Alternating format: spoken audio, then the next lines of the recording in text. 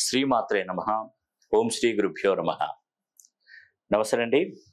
నేను మీ రామకృష్ణ హాన్, ఆస్ట్రో న్యూమరాలజిస్ట్ని. అందరూ ఎలా ఉన్నారు? మే 4 శని హోమం అనేది కూడా మీ అందరికీ తెలుసు. అయితే ఈ మే 4వ తారీఖున శని హోమం జరిపించుకోవాలండి. ప్రతి ఒక్కరూ జరిపించుకోవాలి. ఇదివరకు శని హోమం జరిపించుకున్నటువంటి వారు కూడా మళ్ళీ జరిపించుకునే ప్రయత్నం చేయండి.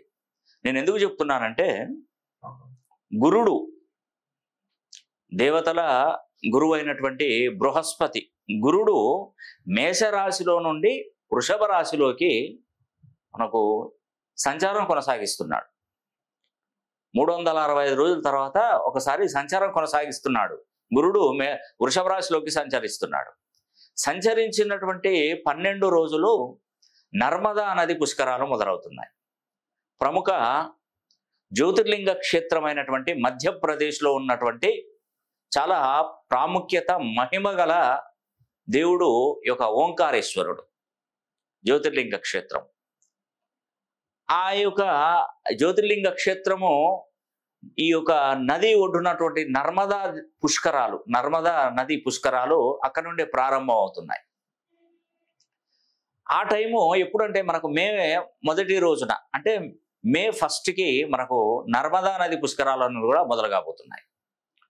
ఇక నుండి 12 రోజుల పాటు పుష్కరాలు మొదలవుతాయి. అంటే పుష్కర కాలం నడుస్తుంది 12 రోజులు.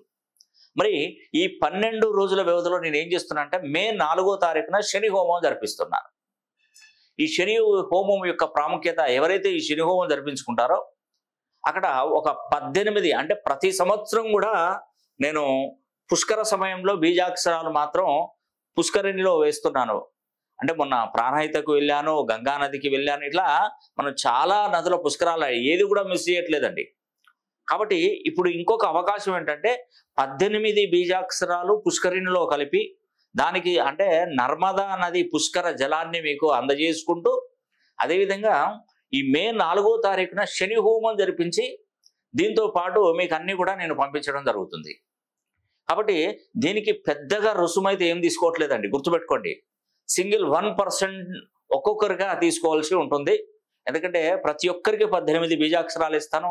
ఆ గంగా జలము, దీనికి సంబంధించిన నర్మదా నది జలము అనేది కూడా పంపిస్తాను. ఆ జలము పవిత్ర జలాన్ని నేను పంపిస్తాను. దాన్ని మీరు అక్కడికి మధ్యప్రదేశ్కి వెళ్ళి మీరు అక్కడికి చేయనవసరం లేదు. అన్ని పరిహారాలు నేనే చేస్తాను. తప్పకుండా మీకు అక్కడికి వెళ్ళకుండా కూడా నేను చక్కగా ఈ యొక్క హోమం కూడా, శని హోమం జరిపిస్తాను. అందులో భాగంగా శనీశ్వరుడు కుంభరాశిలోకి ప్రవేశించాడు. కుంభరాశిలోకి ప్రవేశించినప్పుడు ఈ పుష్కర సమయంలో కనుక మనం శని హోమం జరిపించుకుంటే ఎంతో లబ్ధి చేకూరుతుందండి. ఆరోగ్యం చక్కబడుతుంది, ఉద్యోగ ప్రాప్తి, వివాహాలకు అనుకూలత, వ్యాపారాభివృద్ధి, ఫైనాన్షియల్ స్టేటస్ అద్భుతంగా మీకు చక్కగా మంచి జరుగుతుందండి. అదే మొత్తం కూడా ఎక్కువగా ఫోకస్ చేసేటువంటి వారు మేషరాశి, వృషభ రాశి వారికి చాలా చాలా అదృష్టం అనేది ఉంటుంది.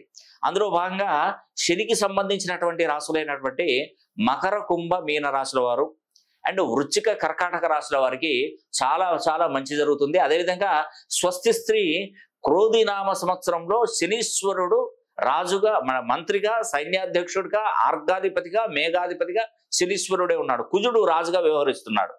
కాబట్టి మే 4వ తారీఖున శని హోమం అని కూడా తప్పకుండా ప్రతి ఒక్కరు జరిపించుకోండి. మీరు మా దగ్గరికి రానవసరం లేదు.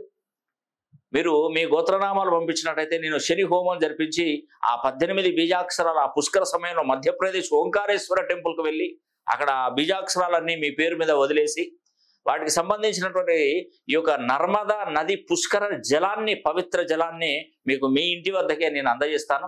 ఈ అవకాశాన్ని ప్రతి ఒక్కరు సద్వినియోగం చేసుకోవాలని కూడా మనస్ఫూర్తిగా కోరుకుంటూ సెలవు తీసుకుంటున్నాను. సర్వే జనా సుఖినో భవంతు.